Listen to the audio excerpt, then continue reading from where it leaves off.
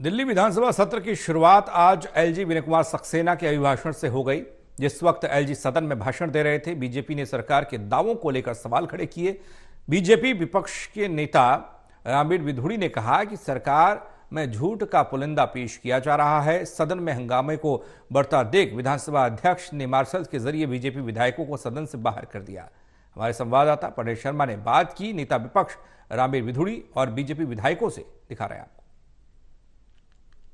दिल्ली विधानसभा की शुरुआत आज उपराज्यपाल के अभिभाषण से हुई। हालांकि उस दौरान विपक्ष ने अपने मुद्दों को काफी जोर शोर से उठाया है।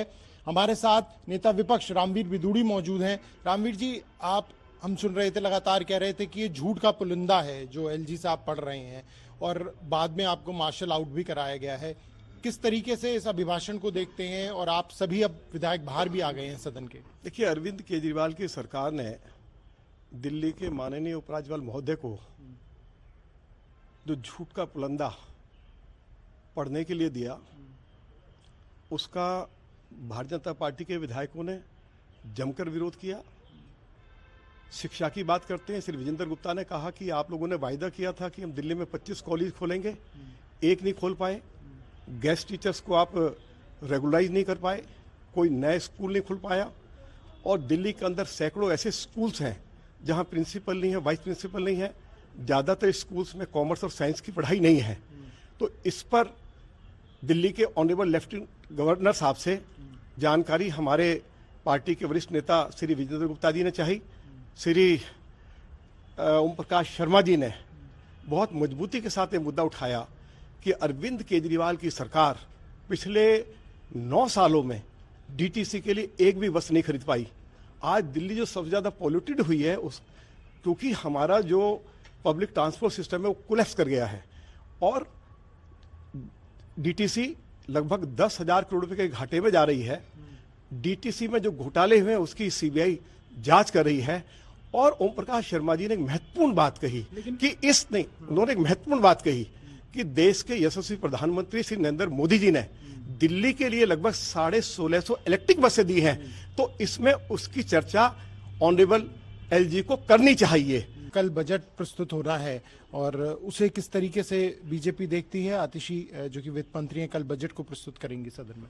हर वर्ष का थीम बजट फेल हुआ है और कल देखना है कि क्या नया झूठ परोसते हैं, कैसे आंकड़ों की बाजीगरी करते हैं। एक तरफ सरकार कंगाल हो चुकी है, दिल्ली जल बोर्ड की हालत खस्ता है, कंगाल हो चुका है। परिवहन व्यवस्था डीडीसी की जो है डीटीसी की बिल्कुल बर्बाद हो चुकी है। दिल्ली तबाह हो चुकी है, बिजली बर्बाद हो चुकी है। प्रदूषण पे 8,000 साढ़े 8,000 करोड़ रुपए केंद्र सरकार ने दिया, उसका कोई हिसाब नहीं दिया जा रहा। यमुना हवा आज भी मैली है।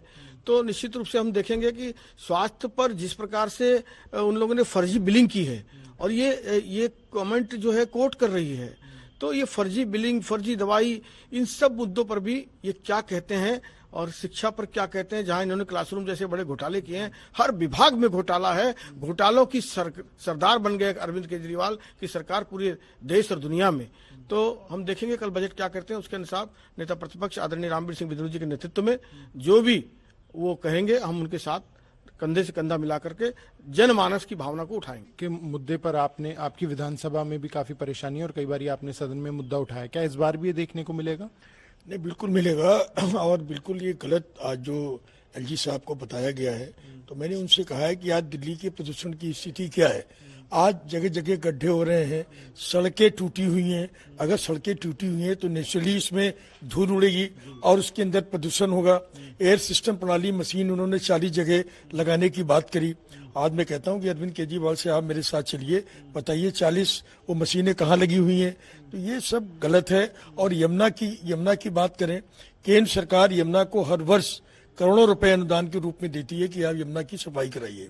आज तक सफाई नहीं हुई। यही केजरीवाल जी हैं जो ये कहते थे कि हम दिल्ली वालों को विश्वास दिलाते हैं कि मैं ये दिल्ली का बेटा अरविंद केजरीवाल यमुना में डुबकी लगाकर दिखाएगा। मैं पूछना चाहता हूं केजरीवाल जी, आप भी चलिए और हम भी चलते हैं और दोनों चल के डुबकी लगाते हैं। क्या आज डुबकी लगाने के लिए यमुना साफ हुई है?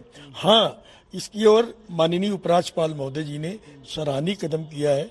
आज आप देखिए कुदेसिया घाट है, यमुना घाट है, और ये उपराज्यपाल महोदय के द्वारा सफाई अभियान चलाया गया है और जिसमें वो रुचि ले रहे हैं, लेकिन दिल्ली सरकार माननीय उपराज्यपाल महोदय को भी काम नहीं करने देना चाहिए। तो देखने वाली बात यही होगी कि किस तरीके से बजट सत्र में आगे विपक्ष की भूमिका देखने को मिलती है। कैमरा पर्सन मुकेश के साथ प्रणीश शर्मा, टूल टीवी, दिल्ली।